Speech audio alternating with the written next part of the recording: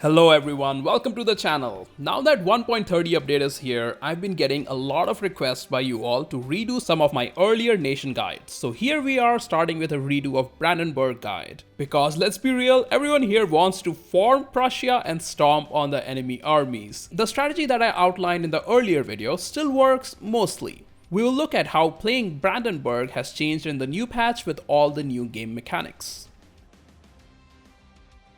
At the start, Brandenburg is a bit weak, especially compared to the neighbors we are going to fight early. Both Wolgast and Teutonic Order, who are the first two nations we will expand into, have starting army bonuses in their national ideas. And Brandenburg doesn't get any army bonuses until they unlock the first idea.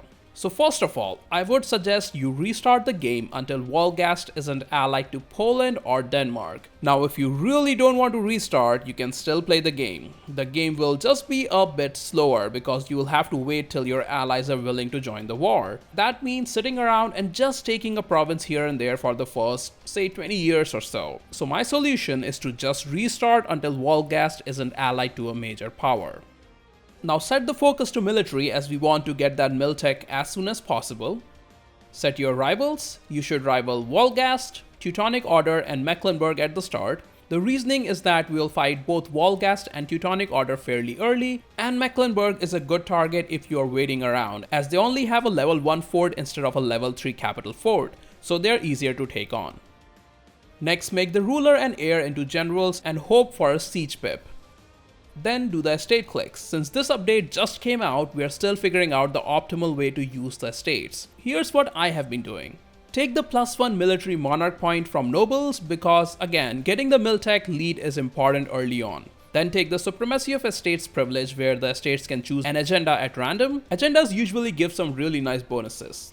With the burghers, take the extra prestige privilege. That early boost to prestige will also help a lot.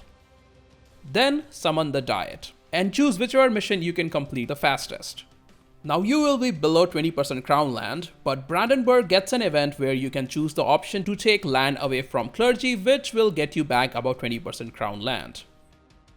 And now comes the question of alliances. We can get a lot of good alliances early on. Allying Bohemia and Austria is always a good idea. If Bohemia and Austria are rival to each other, then get Bohemia as ally first, as they are more likely to help us out when we go against Poland. Also, Cologne will agree to alliance early on, so now we have 3 electors voting for us. Just improve relations with one of the other electors and the emperorship is guaranteed. Next step is to start building spy network in Wolgast and declaring on them as soon as we have a claim. They will likely ally one minor, and you can hire the Free Company Merc here and a couple of more infantry regiments to win this war. Since they have a level 1 fort and you have a level 3 fort, it's not going to be super hard. Just play patiently, peace out the war ally and wait for the ticking war score. From this war we will vassalize Wolgast.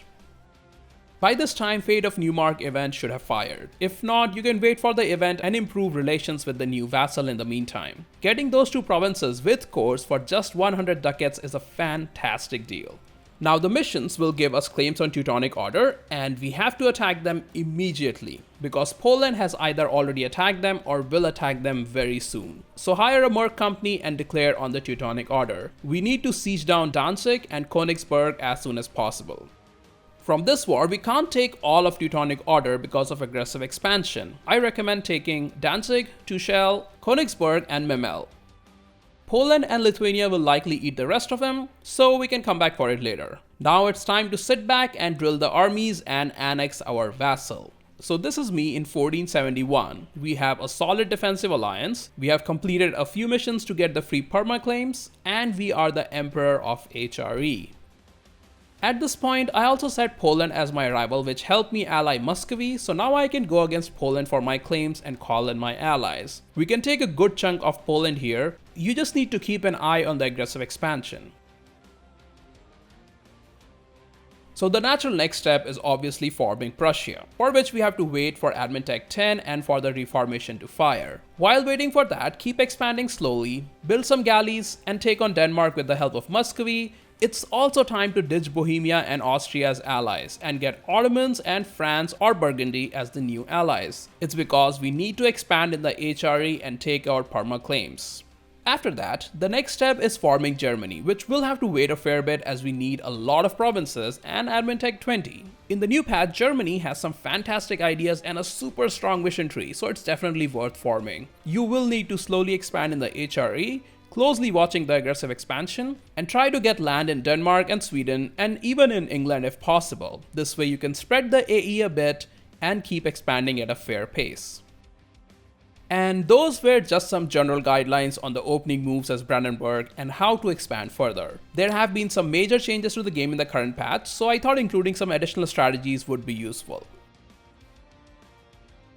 First, let's talk about estates. I've seen questions about how to handle estates and Crown Land asked a lot since the update. We already talked about the opening moves with estates. The second most important thing is how to get the Crown Lands high when the age of absolutism hits. Because even though you will be expanding a bit and every bit of development you take gives a bit of Crown Land percentage, you will still be around, say, 35% Crown Land control. And to get the full Crown Land absolutism bonus, you need to be above 75%. The easiest way to do this is to take the parliamentary form. This will abolish the nobility, which means we don't get the +1 monarch points per month. But since Prussia already gets +3 monarch skill, we are never going to lack in military points. So abolishing nobility doesn't really hurt. And once you do that, all that Crown Land comes back to you. And with maybe 1 or 2 more clicks on the seized land, you can get the Crown Land percentage above 75. It's really easy. Brandenburg starts as an elector in the HRE, and there are a lot of different ways to play the HRE mechanic. You can go towards playing a full HRE game, focusing on imperial authority generation, revoking and forming HRE.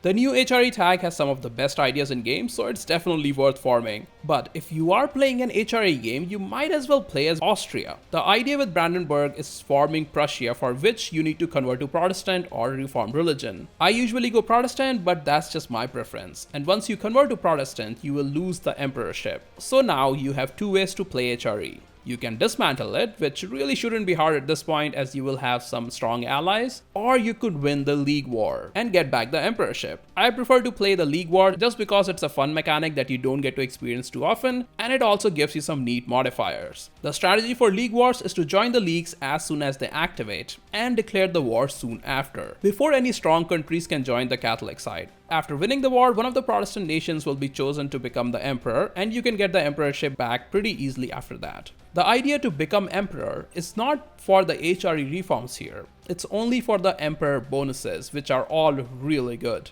As an emperor, I was losing imperial authority, and I didn't even get more electorates, just to ensure I would keep the emperorship. As emperor, you can also affect all the imperial incidents, which are also a new game mechanic in game, and if you're lucky, you can get the Burgundian inheritance too, which is always great. One thing to keep in mind is that to form Germany, you cannot be the emperor, so you will have to vote for someone else before you can form Germany. The other big change in this patch is the governing capacity. And while the Prussian government gives a lot of great bonuses, it also has a -50% governing capacity modifier, which is a problem. Because when you go over the governing capacity, you start suffering from a lot of malices, including more aggressive expansion, which isn't great, especially when playing in the HRE. So when you first form Prussia, it's likely you are going to be over the governing cap. There isn't a notification for it in the current 1.30.2 patch, so it's easy to miss. The only way to fix this problem is with buildings. I recommend building state houses in states with a lot of development and any province that has gems, glass or paper. Königsberg starts with gems and Lübeck changes to paper later in game. You will also have to build more state houses as you get more provinces. And you will have to build some courthouses and town halls in some high development provinces as well. Remember though, your capital state has a -100% modifier towards the governing capacity. Another thing you can do is make some trade companies. Since half of your development is in Eastern Europe subcontinent, you can make trade companies there, which will help with the governing capacity without a big hit to the economy. And one more reason to win the Protestant League and become the emperor is that the empire rank also gives +400 governing capacity. Prussian government also has the militarization mechanic, which gives more discipline, land maintenance and manpower recovery bonus, and going above governing capacity also decreases the militarization.